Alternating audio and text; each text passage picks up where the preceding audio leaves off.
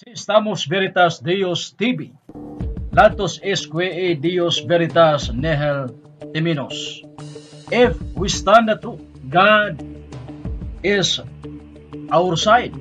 Because God is the truth, nothing fear. Kung kita mo barug sa kamaturan, ang Diyos atong kauban. Tungod kay ang Diyos kamaturan, kung wala kita angay nga kalisangan o kahadlukan. Higalay sa kumusta og mayong paglantaw ninig mao nga video.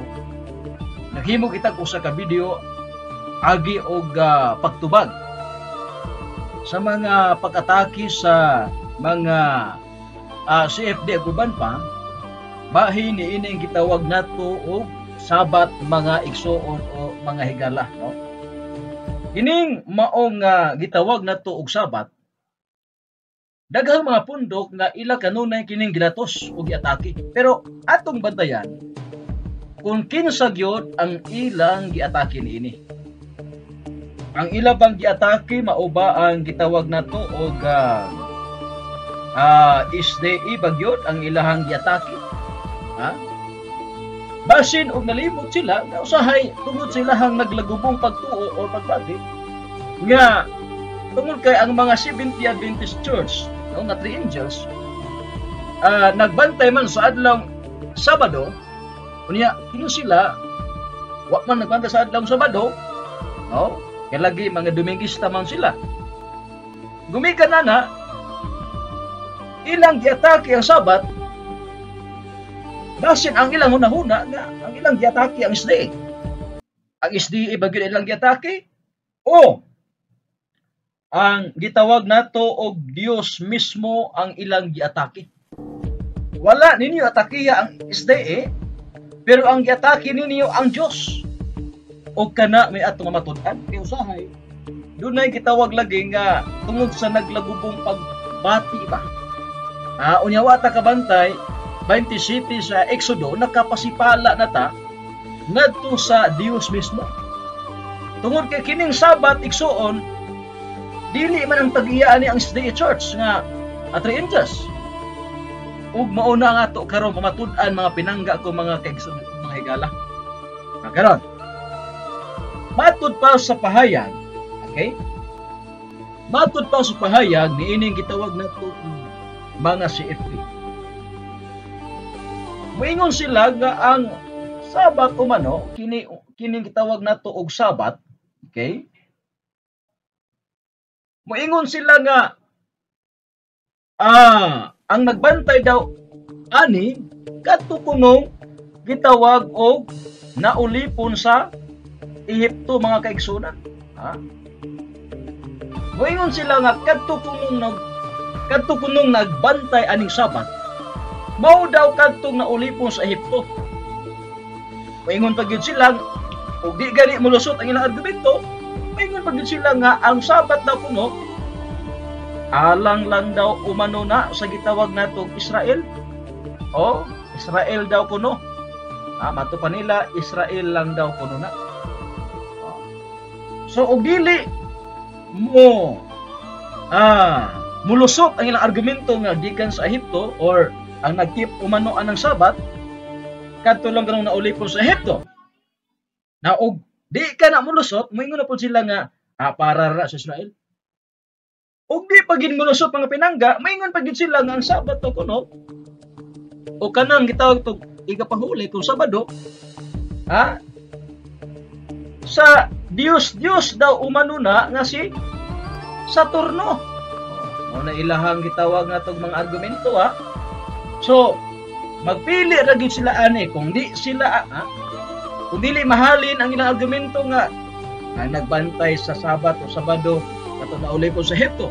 Kung di gani na mahalin, uda ka na po sila ani nga dahil argumento na may nga po sila nga alang lang daw umano sa Israel. O di pa ginamahalin, muambak na po sila o moingon na po sila nga kadtong kanang Sabat mao daw na ang Dios nga si Saturno.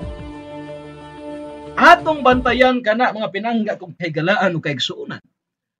Nya gawas pagid ana og di pagid mahalin kanang argumento Maingon pagid sila nga ang Sabat daw kuno Maingon bagit sila nga ang Sabat daw kuno gilapas daw kuno ni Kristo.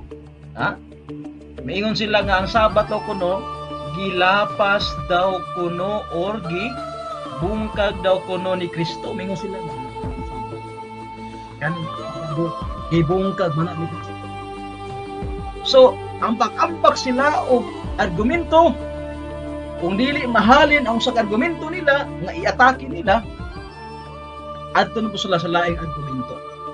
Hantod mahot na sila argumento gumikan kay ang mga tao nga nagbasa sa Biblia, ang mga tao nga nagigiyahan sa Espiritu Santo, makasabot igsuon higala nga kining Sabat, okay?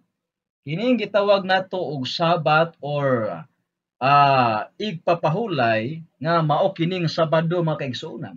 Okay? Sabat, igpapahulay, no? Sabado, Ato ibutang dari ha. Sabado, Sabat, igpapahulay, Sabado, kining adlaw timan-in. Hinukto ki pag-ayo. Ang tag-iyaani mao ang Dios. Ang pangutana kisay tag-iya, ang tubag ang Dios. Ang Dios mao ang tag-iyaani mga pinangga kung mga kaigsuonan. Timan-in gina. Ang Dios mao ang tag-iyaaning Sabat kung ipapahuli kung Sabado. Unsa man nga gitawag nato og verse sa Bible nga ang tag-iya na mao ang Dios. Una, kung basahon nimo ang Ezekiel igsoon 20:12-20, niining mao nga bersikulo ha. Gideklara gayon sa amahan nga Dios nga miingon siya, akong igpapahulay. Meaning, pag ingon ganik ako nagpasabot, iya na sa Dios. Ug balaanan ninyo ang akong igpapahulay. Anong akong igpapahulay? Tungod kay unsa man diha pa igsoon sa gitawag nato og Genesis chapter 2 1-3. Niini pa lang nga kapitulo bersikulo. Wala pa Israel din. Wala pa Ehipto aning panahon. Niining panahon na panahon panis paglalang sa kalibutan. Nas paglalang sa kalibutan, kining gitawag nato og Sabat. Okay? Kining gitawag nato og Sabat igsoon. Timani ha. Kining gitawag nato og Sabat, timan-i nga ang Dios nining adlaw sa gimo niya rested. Rested ning pahulay ang Dios. Sunod, iya kining gibalaan. Gibalaan. Sanctify. Okay? Sunod sa pagyod, iya kining panalanginan.